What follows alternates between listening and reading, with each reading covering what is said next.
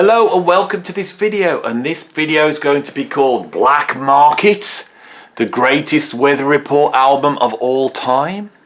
So over on my Patreon I've done quite a long-winded video where I look at all the different phases of weather report, and I really got into what I like and what I don't like, where the strengths and the weaknesses are in my own personal taste.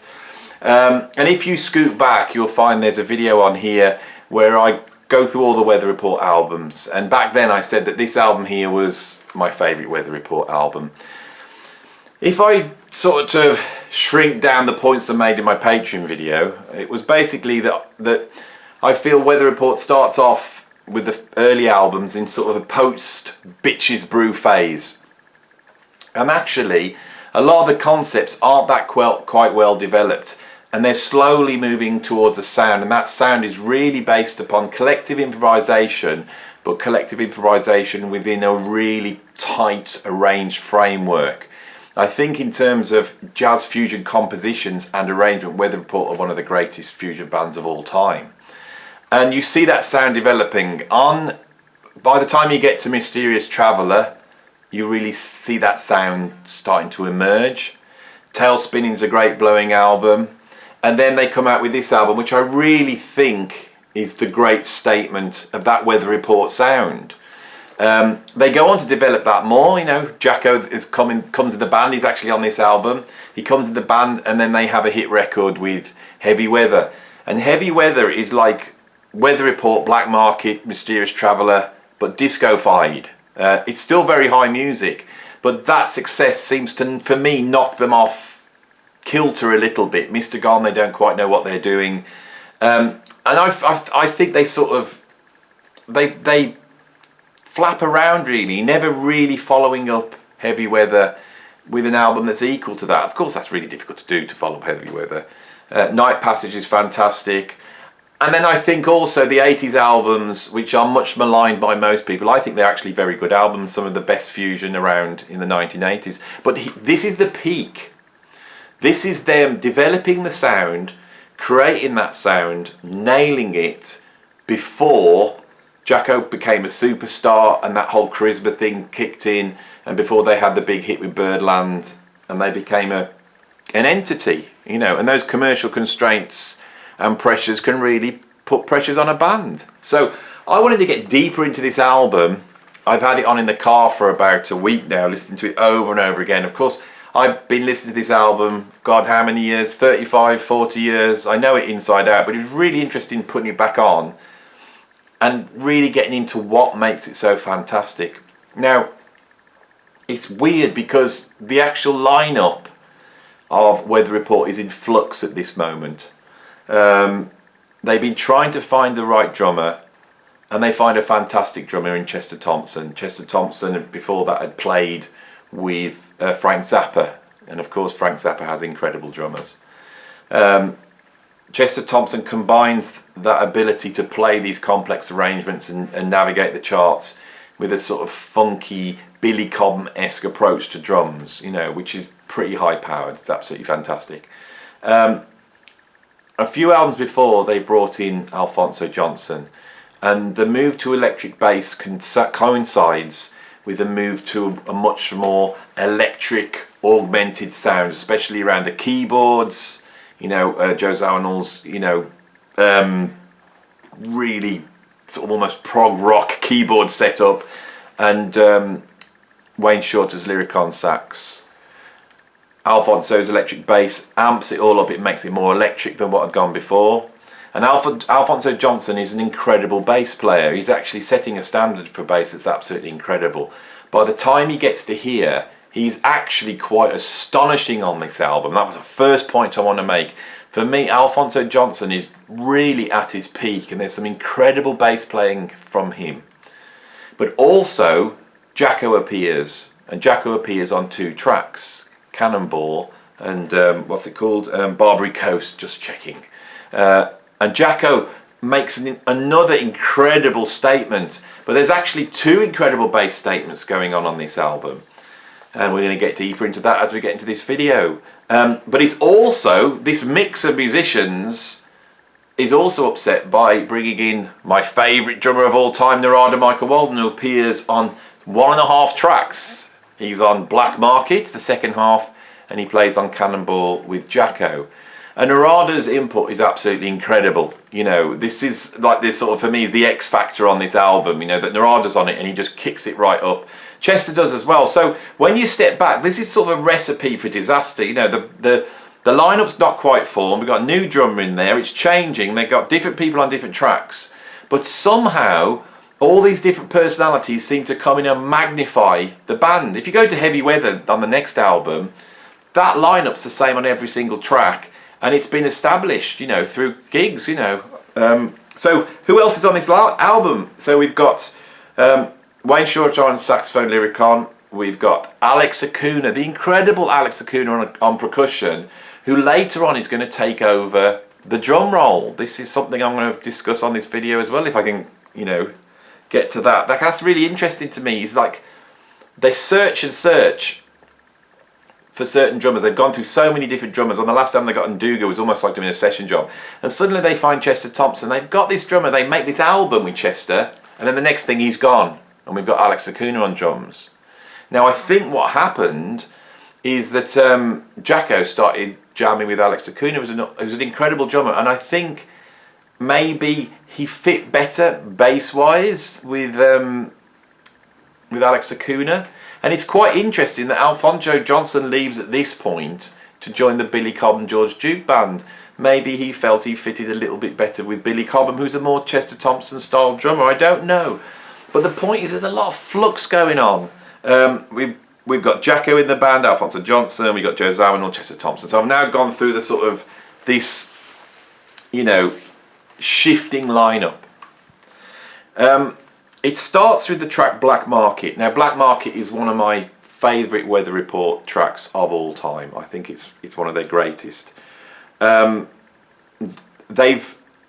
this, they're experimenting with a sort of electric jazz fusion sound that is almost like, goes back to sort of New Orleans marches, but shot through a sort of Eastern European influence. This is the X factor, I think, that Weather Report has. So I have a theory that all great bands and all great fusion bands have an little pinch of something that makes them great. With the Mahavishnu Orchestra, yeah, it's jazz and rock, but they've also got that Indian influence. Pat Metheny, jazz and rock, but he's got that sort of Americana, sort of singer-songwriter James Taylor influence. Chick Corea has got a Latin American influence going there, and with Weather Report you have this sort of Eastern European folk music influence coming in from Joe Zawinul, and that influence is like the feeling of being in a community. It's community music, it's to do with processions and rituals, and Black Market, of course, has two meanings. We have, you know, the illegal market, the black market, and then we have a market, say, in an African country, perhaps. There's these two meanings there, and especially looking at the cover, it's conjuring up that, and that's what you hear. As soon as the track starts up, you hear the bustle of a market, and you hear this sort of, almost like coming out of the ether, some sort of folk music band, some sort of something's going on, and you hear it in this, and a great riff, you know, that bam ba down down and that sort of creeps in. I love the way Chester Thompson kicks off the drums, and he's playing with the snares off, and he's creating quite an African sort of rhythm. And then when the band kicks in, the first snare drum strike, he hasn't got the snares on, and he clicks the snares on. You hear that, and then it kicks in. This is the beauty of these bands. You know, when you listen to 70s fusion bands, it really struck me listening to this, how they're using the studio to such a great extent, but they're also allowing for jams and accidents and vibes that have emerged in the studio to happen. Nowadays, I feel with fusion, they don't. They iron everything out, and you don't seem to get that shifting, improvisatory approach that you can hear all over this album. An incredible melody from Zawinul, and then suddenly it just explodes, and it goes into sort of this sort of big band stabs, the sort of which is very a precursor to what's going to happen on Birdland. And that at that point, they cut into Narada Michael Walden's take. Now, Narada Michael Walden is far more explosive. He's driving the band a little bit harder, and that shift between the two drummers is quite a shock, I think. And Narada just really blows. It then drops down to Wayne Shorter's saxophone solo. I really feel that Wayne Shorter, even though he's a co-leader with Weather Reports, that often Zawinul is taking over. This is the problem I found with Mr. Gone, is that sort of Zawinul's taking over. On this album, and I really feel that Wayne Shorter is absolutely burning. He's totally in control of the soloing. He's the great soloist on this album, and he also brings in two fantastic compositions. But yeah, the first solo he does on Black Mark is absolutely incredible. The album just burns. A lot of times for me with Weather Report, they don't always really kick in. Often you get sort of noodly sort of group improvisation. There's a lot of group improvisation on here, but it's so well organised. I think they've tightened up the arrangements underneath it to such an extent, and they understand the place of the solo in the composition. They've really mastered this. They are the pioneers of this. And I think up until this album, they're experimenting with ways to do that. By the time they get to this, you know, Zawinul, I assume, has mastered this, and he knows how to write for the players in the band. On Black Market, Alphonso Johnson is astonishing. His bass playing is at the same time providing the roots and the riffs, and also joining in with the melody. It's absolutely incredible bass playing, and I think his input on this is eclipsed by Jaco, who is equally as great. Jaco, of course, crops up on the second track, Cannonball. Now, Cannonball is a tribute to Zawinul's previous employer, Cannonball Adderley. Now, Cannonball Adderley was the alto sax player alongside Coltrane in the Miles Davis group, and then he had a group after that with his brother Nat. Cannonball Adderley, I think, is one of the greatest solos in jazz history, and I don't think he gets the credit. I don't think he gets mentioned in the same breath as a Sonny Rollins or Coltrane or Stan Getz, but I think he's up there. He died relatively young, and here we have a tribute from Joe Zawinul. It's not what you expect. It starts off, it sounds like the tribute to someone who's died, right? You can hear it, it's very mournful, and it's made even more mournful by Jaco's incredible bass sound. And I think that's what Jaco has when he emerges on this album, that track. That singing bass sound that's carrying the melody. No one's ever heard that before. But as the track develops, it goes to places.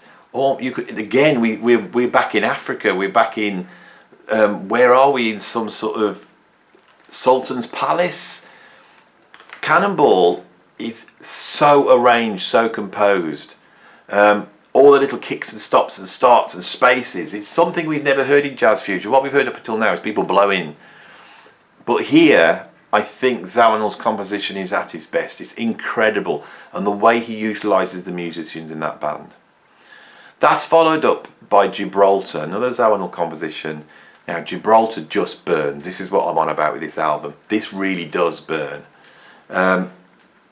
There's two basses on there. This is what I mean about Alphonso Johnson. There's two basses on there. There's a normal electric bass, and then it sounds like a sort of distorted bass. It starts towards the end of the track to weave in these incredible lines, and then just in the middle of Shorter's solo, the two basses, the normal bass and the electric bass, kick in with this hyper-arranged set of bass notes, which is altering the tonality of the chords. It's one of the most powerful sequences in Weather Report's catalogue. It's one of my favourite moments in jazz fusion. Absolutely incredible. Flip the side onto side two. In the old days, that's what you would have done. Flip it over onto side two, and we've got Elegant People. Elegant People is an incredible composition by Wayne Shorter. So now we start to see what Wayne does, and again, it's all about the arrangements. It's all about the stops and the starts and the setups and the way the solos work. Really brilliant tune, and then he follows that up with was it called Three Clowns? Yeah, and Three Clowns is like the quiet track on the album, and it's very ornate. It's very unlike anything we've ever heard in jazz fusion up until that point. It's compositional, it's ornate, it winds and it weaves and it paints a picture of these three clowns. And it's again, in the same way as I feel Black Mark is a little bit of a setup to Birdland, this is a little bit of setup to I think it's the Juggler, is it, on Heavy Weather? Really interesting composition, right? We follow that up with Barbary Coast, which is Jaco's big moment, right? And this is pure funk, right? Jaco's all over it. He's got that bubbling Jaco bass line going on. Absolutely incredible stuff. But again, listen to the arrangement and listen to how that sort of saxophone keyboard melody works, and the incredible electric piano with the ring modulation that almost sounds like an African thumb piano. This is like African folk music, but shot through sort of Zawinul's personal Eastern European folk music thing. It's like he's married those two together, and it's interesting how I really hear that all over this album, but even on Jaco's composition, you know, Barbary Coast. The final track, Herand Nu, is, I think, my favourite Weather Report tune. When I did my sort of favourite fusion tracks of all time, that was the one that came in. It's a funny track because it's written by Alphonso Johnson. Again, here he steps forward. You know, how many people get a composition on the Weather Report album? I know Jaco does on the following album, but here we have an Alphonso Johnson composition. And this one is much closer to the sort of fusion that the Mavish Nuksha is playing. And it's always made me laugh because it starts in a sort of compound time 33/8. Right? Most people say it's in 11/4. It's in 11/4 later on once, but the opening is reminiscent of the same sort of timing divisions on Dance of Maya by the Mavish Nuksha. Then it drops into this 11/4 groove, and it's one of the great examples of Weather Report doing this sort of collective improvisation. Sometimes for me that works, sometimes for me it doesn't. On this and Gibraltar, but especially this track, it really works, and the track just builds and builds and builds. It's quite incredible. So I think it's these elements. It's the fact that it's such a blowing album. It's such a funky album. It contains some of Shorter and Zawinul's best compositions. They've really nailed how to arrange jazz fusion, and this is the album where it all comes together. This is the album where it just mashes up like this and creates an absolute masterpiece and sets them up. By the time they go in the studio for Heavy Weather, they really know what they're doing, and they have the hits. But I feel that having that hit, that Heavy Weather could almost be seen as a slightly disco-fied version of this album. And there's nothing wrong with that. I love disco, and I suppose many of you love disco. And Zawinul has been able to take what's on here and really almost add pop hooks. There's some incredible stuff on Heavy Weather, which is equally blowing to this. Those two albums, you know, are my two favourite Weather Report albums, but this one's got the edge. And hopefully on this video, I've been able to explain a little bit more by why I love it, and if you love it, it may have just set some sort of thing off where you've gone, yeah, I agree, you know, because that's what all these videos are about. So, if you like this video, please like it. If you want to subscribe, subscribe. And if you have subscribed and you watch the videos and you want to see a ton of stuff about Weather Report, where I get really nasty about the bits I don't like, right? Then down there's my Patreon, and go and have a look, and please support the channel, because, you know, I love doing this and I want to keep on doing it, so I'm pushing my Patreon a little bit. But anyway, Black Market, definitely the greatest Weather Report album of all time. And if you agree, please let me know in the comments. And if you've got another favourite one, put it in. Of course, music's all subjective. It's all something where we can discuss what we like and don't like without falling out. So hopefully none of us have. Thank you very much for watching, and I'll see you on the next video.